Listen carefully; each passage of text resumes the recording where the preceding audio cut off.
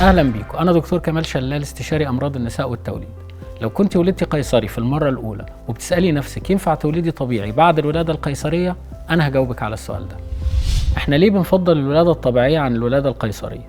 لأن نسبة حدوث مضاعفات في الولادة الطبيعية بتكون أقل، يعني احتمالية حدوث نزيف، مشاكل التعرض للتخدير، التصاقات البطن والرحم، مشاكل المشيمة في أي حمل قادم زي المشيمة المتقدمة أو المشيمة الملتصقة اللي ممكن تؤدي لاستئصال الرحم، كل دي بتكون أقل مع الولادة الطبيعية. ده غير إن فترة بقائك في المستشفى وسرعة رجوعك لممارسة حياتك الطبيعية برضو بتكون أقل مع الولادة الطبيعية عن الولادة القيصرية. لو قررتي إنك تاخدي محاولة الولادة الطبيعية بعد الولادة القيصرية اللي بنسميها الفيباك، هل في أي مخاطر ممكن تتعرضي ليها؟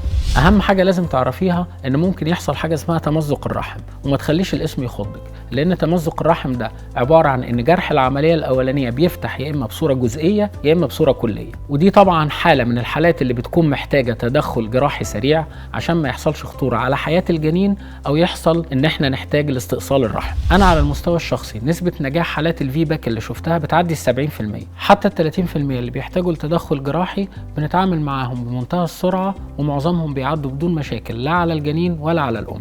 أي سيدة حامل ممكن تختار محاولة الفيباك أو الولادة الطبيعية بعد الولادة القيصرية، بشرط إن ما يكونش فيه أي مانع للولادة الطبيعية زي المشيمة المتقدمة، أو يكون عندك مشاكل في الحوض، أو يكون حجم الجنين أكبر من الطبيعي، ما تكونيش عملتي عمليات قبل كده في الرحم، أو يكون حصل تمزق للرحم قبل كده في حمل سابق، إن جرح العملية الأولى ما يكونش جرح طولي أو على شكل حرف تي مقلوبة.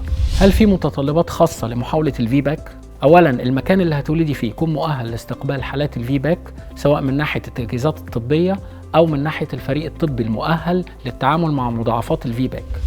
الشرط الثاني مراقبة نبض الجنين طول فترة الولادة، لأن أول علامة لحدوث تمزق في الرحم هي اختلال نبض الجنين عن الطبيعي. لو الشروط دي توفرت، من حقك انك تختاري محاولة الفيباك وتستمتعي بإحساس الولادة الطبيعية اللي للأسف افتقدناها كتير في خلال الفترة اللي فاتت.